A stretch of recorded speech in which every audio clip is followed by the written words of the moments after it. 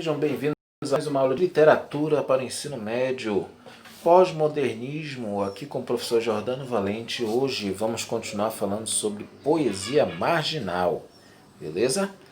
Vamos lá. Então, o que acontecia nessa época da poesia marginal?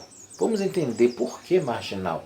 Marginal vem de margem, né? De estar à margem de algo, né?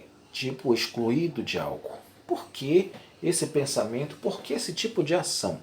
O contexto histórico vai nos dar muitas clarezas sobre isso. Olha lá. Guerra entre Estados Unidos e Vietnã, a famosa Guerra do Vietnã. Né? Então isso foi no início, né? Um dos exemplos, né, da Guerra Fria, né? A questão da influência americana sobre o mundo, né, de mostrar o quanto eles eram poderosos, apesar de terem se dado muito mal nessa guerra. Mas foi uma demonstração de prepotência americana, né, de querer oprimir o pequeno povo, né, mas porém valente povo vietnamita. Nós temos a Revolução do Cravo em Portugal, que aconteceu em 74, né, onde houve a ditadura de Salazar, deposto pelo povo. Né, um cara que era militar, mas que era político, que estava apenas roubando as riquezas de Portugal, mas não elaborando, não fazendo nada pelo povo. O povo mesmo tirou de lá. Falta isso aqui no Brasil. Guerra Civil no Líbano, de 75 a 85. Resultado das tensões e conflitos entre árabes e israelenses pela posse do território da Palestina. Né? Essa guerra no Oriente Médio, né, já tem muito tempo.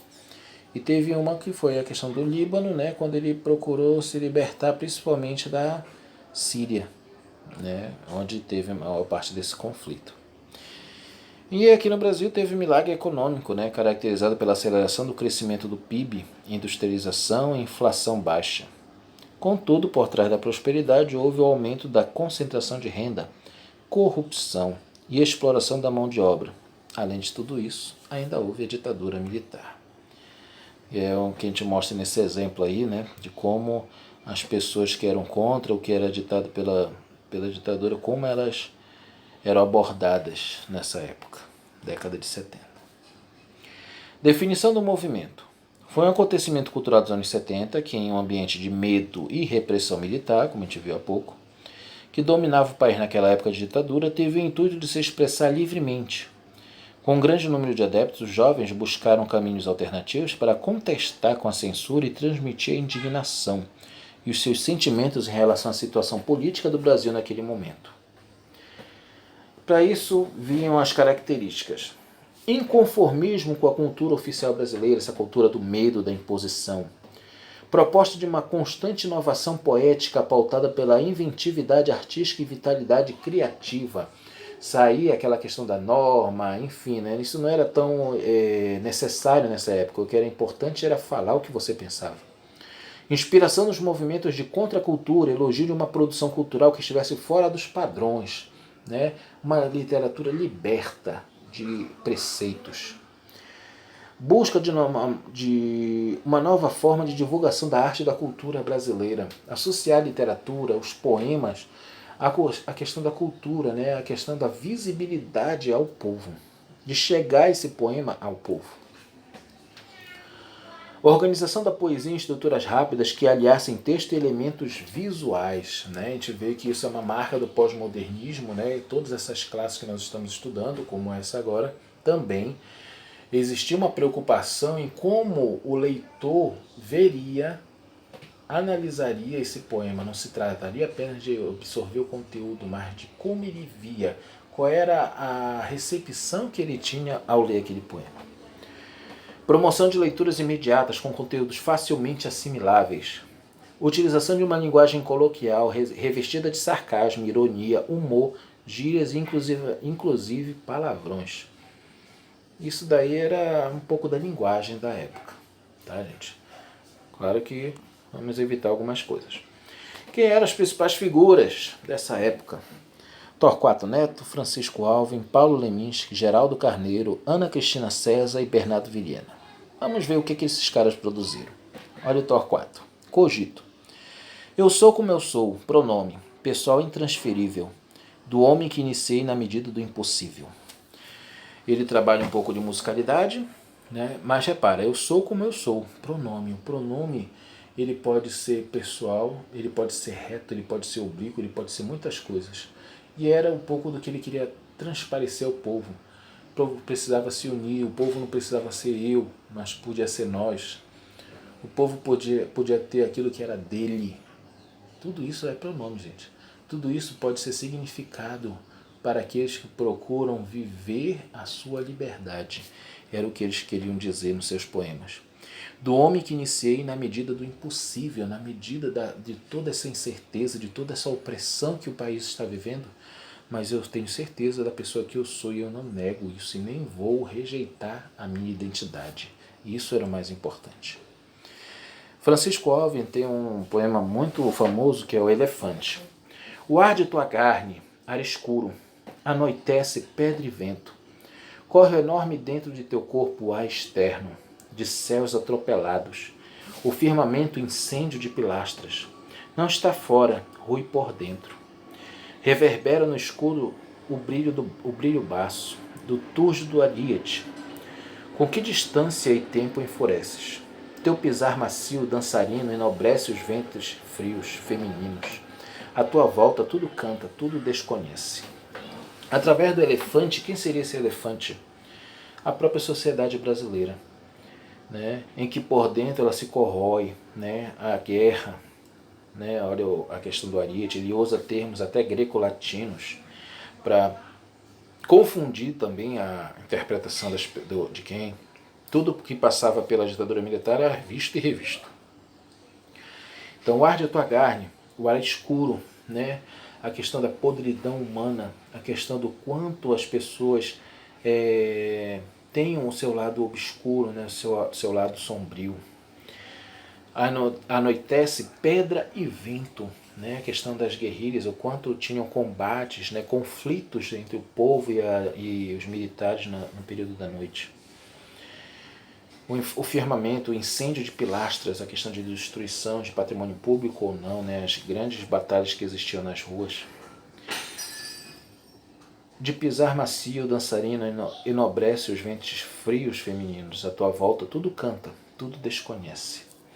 Tem gente que passava por ali e achava que não estava nem vivendo naquele momento, ou fingia que não via. Então há aqueles que eram comprometidos com a causa social e aqueles que preferiam ignorar. Paulo Leminski, buscando o sentido. O sentido, acho, é a entidade mais misteriosa do universo. Relação não coisa entre a consciência, a vivência, as coisas e os eventos. O sentido dos gestos, o sentido dos produtos, o sentido do ato de existir. Me recuso a viver num mundo sem sentido. Estes anseios, ensaios, são incursões em busca do sentido. Por isso o próprio da natureza do sentido. Ele não existe nas coisas. Tem que ser buscado, numa busca que é sua própria fundação.